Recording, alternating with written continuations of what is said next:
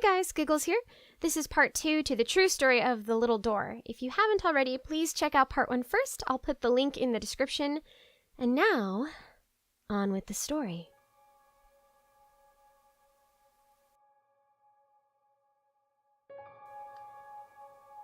Kyle and I were now 10 and 11, and we had believed our experience from the first incident was just something that we made up as kids. We still told the story to friends to give them a good scare, but we pretty much didn't believe it ourselves. I know I was at the age where I started becoming fascinated with horror stories, so I brought up the little door incident a lot to family whenever we were at Alpine, which was more often this time, or whenever we all went on vacation together. By this point, a lot of creepy, unexplainable things happened or were currently happening at Alpine, and even at my step-grandpa's business. But it would only happen to my cousins and I, and my older cousins, now in their late teens, always found something justifiable to dismiss the strangeness of it all. There were dolls that would look at you at certain times, picture frames that would follow you, even toilets that would talk to you, but those are stories for another time. I do know that Kyle and I assumed at one point that it was no coincidence that creepy things happened at our grandparents' house and the business they owned. My parents, aunts, and uncles all came up with different conclusions as to why the little door in the walk-in closet produced breathing sounds. My mom said that there must be a mechanical device in there, like something that helps the air conditioner. My uncle said there must be some opening in the house somewhere that led to behind the little door, and a raccoon or cat or something must have come in, got startled, and thrashed into the door.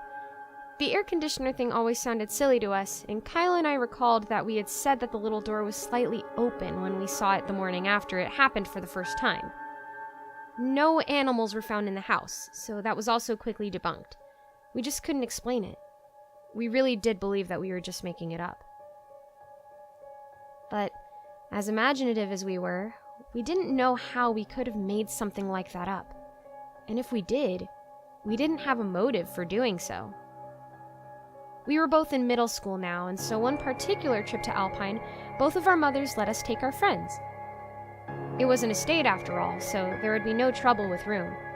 My cousin and Kyle's older sister once had a 13th birthday party where she had brought a huge amount of friends, and even 2 of my cousins on my dad's side, and there was more than enough room to run around or hang out or sleep for a few more people. Anyways, Kyle brought 2 of his friends, let's call them Kenny and Katie. And I brought my best friend, Candace. By this time, Candace had been to Alpine a few times already, but this was Kenny and Katie's first time, and since we were all around the same age, we were all really excited to play all of our Alpine games.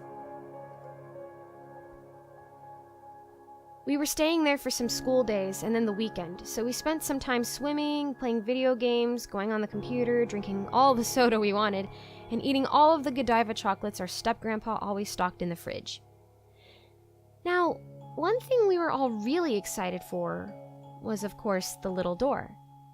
You see, I had told Candace all about the incident, and though she thought it was scary, she also thought it was really cool. Kyle had told his friends the same, and we all concocted a plan. On the last night at Alpine, we were going to open the door. On the last night of Alpine, we were going to open the door and see what was in there. We weren't sure what we were going to find, and Candace and Kyle feared there would be some wild raccoons, so all 4 of us went down to the utility hall. The, as we called it, utility hall was literally a large hallway on the side of the house that was filled with washing machines and dryers. It had all the chemicals, broomsticks, mops, and other cleaning utensils. We each picked out something long that we could use as a sword. If my memory serves, Kenny picked a squeegee on a stick. Katie chose a mop, Candace got another mop. Kyle picked up a broom, and for whatever reason, I got saddled with a plunger. I wasn't super confident in my weapon, but at the same time, I doubted we would even see anything posing a threat. None of us really did expect to see anything.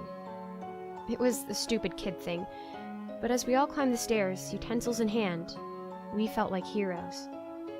We walked into Kyle's mom's room, and then into the walk-in closet. We turned on the light and faced the little door. I can't tell you what I was feeling. A strange mix of nostalgia, nerves, excitement, and denial. We yelled our battle cries, twirling the mops and squeegees and plungers as if we were the Power Rangers crossed with the Teenage Mutant Ninja Turtles. We did that for a while, just being kids and having fun in our own world of pretend, when one of us accidentally hit the little door hard with the end of the utensil. We all froze.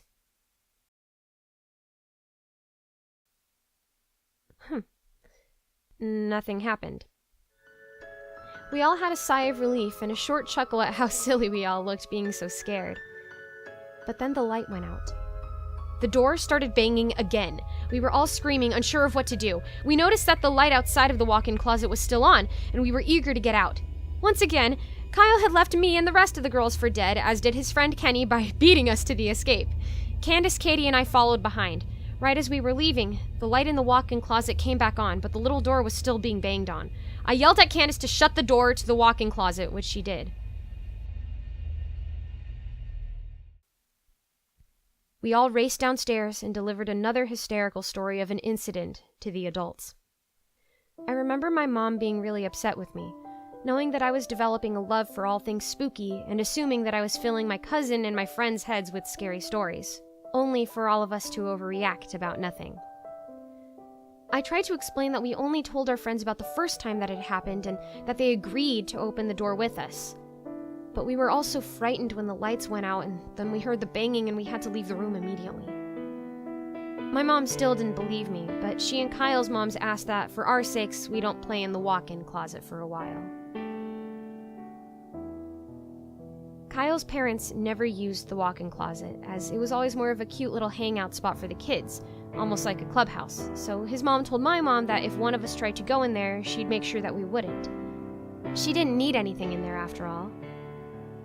We had a late dinner, and the whole family sat down to watch a funny movie. Even our older teenage cousins took a break from the computer and texting and homework to come watch with us. That night, I didn't think about it much, and I was able to fall asleep quickly. The next morning, my mom woke me up, kissed me on the forehead, and told me breakfast was ready. There was always lots of food at breakfast. My grandma, mom, and aunts always made sure that there was enough crispy bacon, scrambled eggs, sausage links, and white rice for everyone and then some. Kyle, myself, and our friends were all sat at the kiddie table, where we got to enjoy a last morning at Alpine before packing it all up to go home. We brought up that what had happened the day before was really creepy and that we shouldn't do it again. I remembered that the light had gone out, but come back on right before Candace shut it. I had an idea, but I didn't want to tell anyone else for fear of getting in trouble again with my mom. I finished my breakfast and said that I needed to check if I had already put my Nintendo SP in my backpack. I rushed upstairs. It was easy to avoid the eyes of the grown-up table by using the other stairway on the opposite side of the house. Once I reached the second floor, I dashed straight for Kyle's family's room. My heart was beating wildly, but I just had to convince myself that I wasn't crazy. Kyle's parents never had any reason to step into the walk-in closet. In fact, I'd never even seen them touch the handle. And Kyle's sister hadn't been up in the room yet because she was spending the night with our other teenage cousins in the sunroom. The last time I saw the inside of the walk-in closet, it was pitch black only to miraculously gain its light back as soon as we were rushing out the door. And no one had been in there since. I stepped into the bathroom, took a deep breath, and opened the door to the walk-in closet.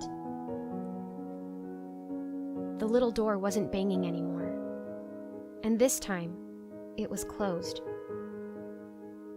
But what really unsettled me was that someone or something had turned the light off.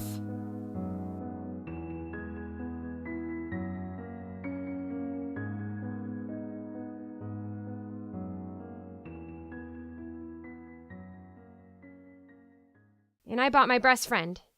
I bought my best friend.